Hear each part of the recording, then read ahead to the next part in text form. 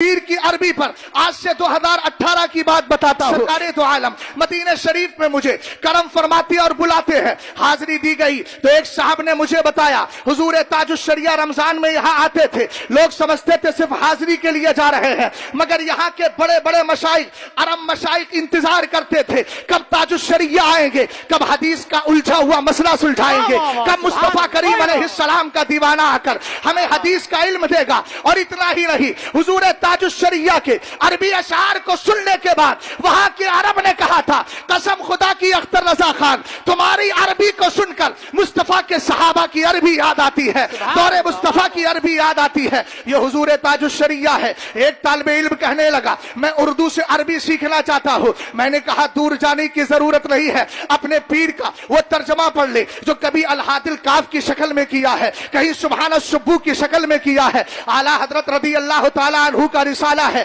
لیکن ترجمہ اردو کتاب ہے، ترجمہ اعلیٰ حضرت کر رہے ہیں، کبھی الحاد الکاف کا تاج الشریعہ کر رہے ہیں، کبھی الحاد الکاف کا ترجمہ کرتے ہیں، کبھی آپ اس کے علاوہ سبحان السبو کا ترجمہ کرتے ہیں، برکات الامداد کا ترجمہ کرتے ہیں، عطاء القدیر فی حکم التصویر کا ترجمہ کرتے ہیں، بلکہ فتاوی رضویہ شریف کی پوری پہلی جلد کا ترجمہ میرے پیر نے عربی میں کر کے دکھایا ہے۔ اور عالم کیا تھا، اردو سے عربی سے اردو ترجمہ کرائے یا اردو سے عربی ترجمہ کرائے۔ اعلیٰ حضرت رضی اللہ تعالیٰ عنہ کی بارگاہ میں کبھی آ کر حضور صدر الشریعہ نے کہا تھا حضور قرآن کا ترجمہ کرا دیا جائے، کوئی ڈکشنری نہیں ہوتی تھی، کوئی لغت نہیں ہوتی تھی، اعلیٰ حضرت ترجمہ کراتے تھے۔ اس کے بعد وہی صدقہ اعلیٰ حضرت رضی اللہ تعالیٰ عنہ کا فیض میرے پیر سرکار تاج الشریعہ کو بھی ملا ہے۔ سفر پلین سے کر رہے ہیں، وہاں بھی ترجمہ کرایا جا رہا ہے، کسی کے یہاں تبلیغ کے لیے گئے ہیں وہاں بھی ترجمہ کرایا جا رہا ہے۔ ایک طالب علم کہنے لگا حضرت دو گوشے بیان کر دیے،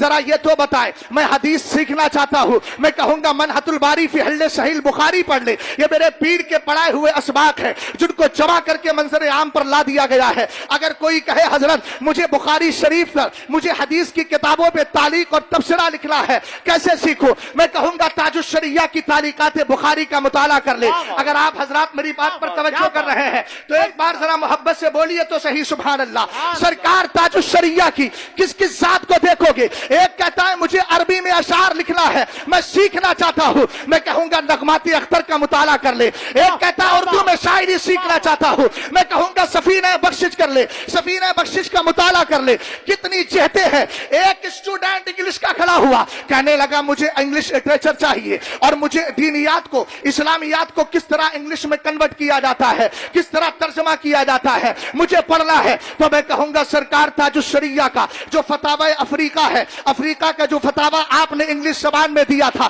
اس کا ترجمہ کر۔ اب میں عام دم برسرے مطلب یہ تو ایک گوشہ نہیں، اپنے پیر کی زندگی کے میں نے مختصر گوشے ذکر کیے ہیں، ورنہ خلفاء کی جماعت دیکھو، ان کے اندر تسلط دیکھو، دینداری دیکھو۔ 7 بلین مرید کا 7 بلین مرید رکھنے والا اگر دور حاضر میں کوئی پیر نظر آتا ہے اسی کو زمانہ تاج الشریعہ اختر رضا خان کہتا ہے۔ یہ سرکار تاج